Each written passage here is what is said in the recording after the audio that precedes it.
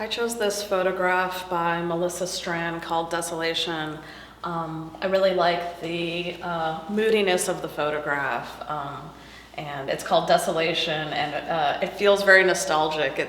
There's something about it that makes you feel like it's a place that you've been. It's sort of a sad, melancholy feeling to it, and I think that's added to by, sort of the moody clouds, the contrast between the clouds and the abandoned building. And I'm just curious where this is. It feels like a place that, even if you've never been there, maybe you've seen it in a dream or on a roadside road trip. And I think that it's, well matted and framed, and it was important to make sure that we had, a good representation of photography in the show. And I like, it's like gas, but clearly there is no gas station there. And you just, wonder what happened to this place, where it is. And it's a beautiful, well done photograph. Congrats, Melissa.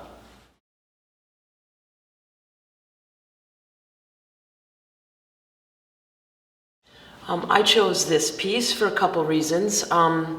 So one of the things that caught my eye right away is this really incredible way that Robert captured the light source. It's really incredible how you can see it kind of just touching the edges of the cows and the hay in the background. It's really incredible, and it just feels really Midwestern.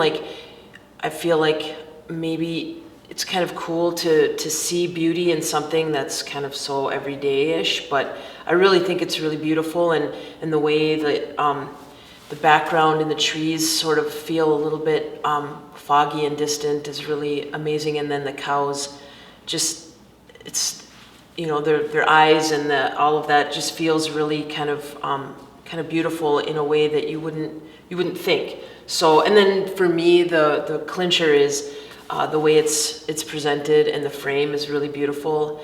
It's just surprising how beautiful this piece has, with just kind of a mundane subject. It's really beautiful.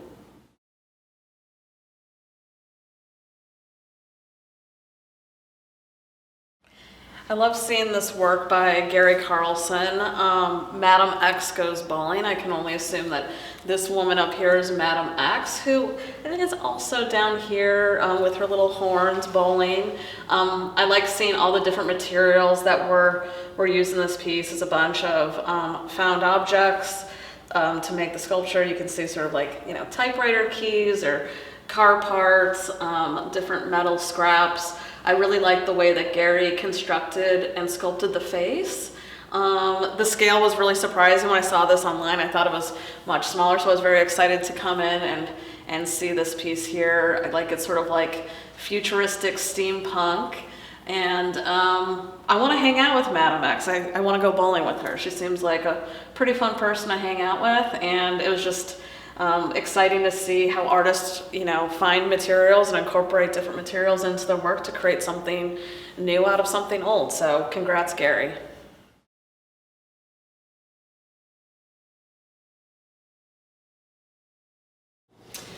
So I chose this Wobbler for a couple different reasons. The first thing that caught my eye with this piece is the color. That turquoise and white combo is pretty stunning. And obviously seeing something like this in person is, the pictures are lovely, but don't do it justice. So getting into some of the detail and the super antique-y pieces that were put together on this are really gorgeous. I love the newness of this little chain against the super old kind of antique-y bits on it.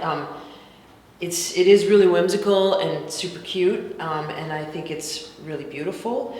I think the next level thing that really threw me, that I thought was super cool, was finding out that this sculptor goes with that sculptor, and whoa, they must just hang out and sculpt things, and I think that is really impressive. So congratulations, Marianne.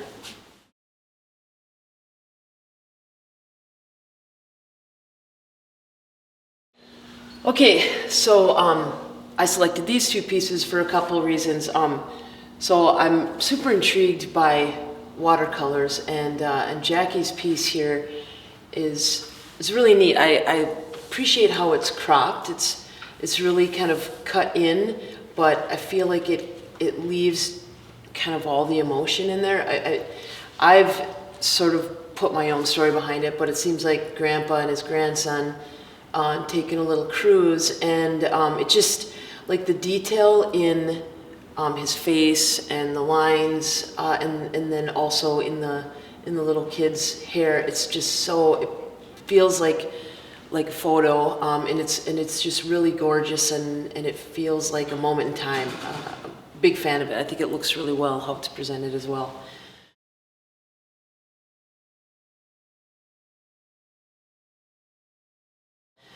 I'm just going to jump right down to David's piece here.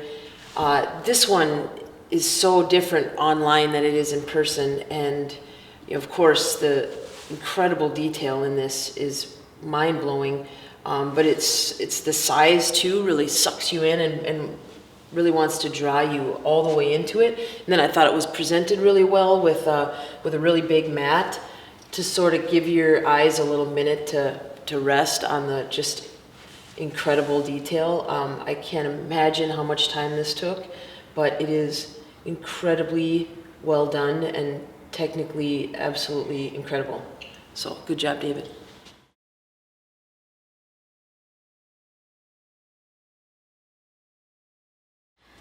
I chose this piece, Hidden Within by Cynthia Rue. It is burned wood burning on wood, and it depicts this beaver amongst this natural landscape with cattails sort of, building his little home here. I'm a big fan of the history of the beaver and its importance to Minnesota as a keystone species, and thinking about how the history of the beaver here in Minnesota. And I think it's just incredibly well done and detailed for wood burning, which is a difficult medium to master really well. The detail in these sort of furs here are pretty impressive, and then the cattails at the bottom, it's a nice, it's graphically very nice how it's laid out, and the background in the foreground and the positive and negative space I think is really incredibly detailed. And I think it's called Hidden Within because there's a little hand here, which I just saw right now. So what's great about this is, like, the more that you look, you see these little details. So I see why it's called Hidden Within now. Good job, Cynthia.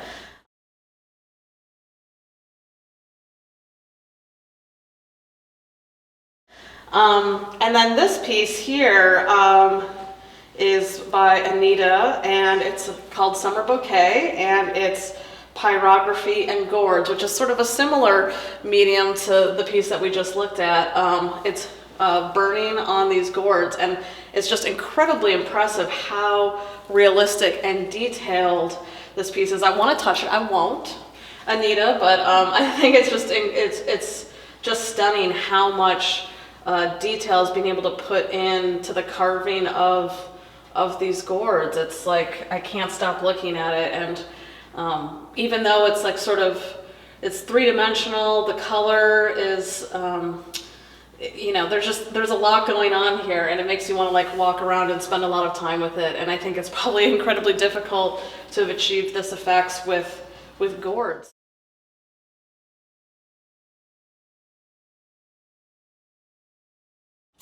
I chose this piece called Moonlight, Stroll for a couple different reasons. So I think a lot of times when I judge art, I think, would I want this piece hanging in my home? And this one I totally would. I think it's wood. You see what I did there? There's a couple things. Like, first of all, I love that you can see into it. There is some depth, but it's also really flat.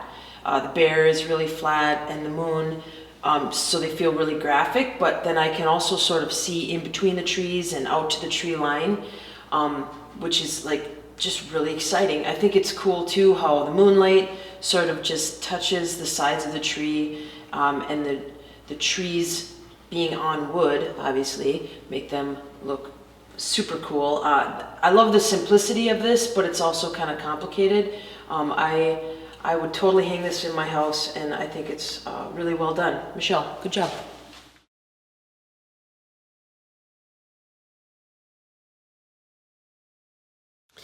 I chose this watercolor by Robert because I really liked the positive representation of Native women and women of color in this piece.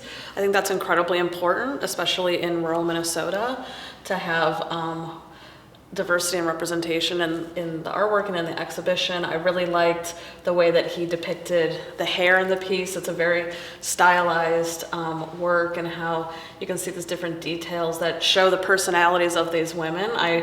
I don't know if they're real women, but I assume that they are probably based on people that he knows. And I like the hair piece here and the earrings, so you can really see the different aspects of the people. They come through, and their culture and their pride in being women. I like this detail up here. And I just like the way that he signed his name with a little like bear print or animal print, the way the woman's hair sort of wraps through and embraces the women. The piece is called Song of Life, and I thought it was just really positive and beautiful, and thank you, Robert, for showing this.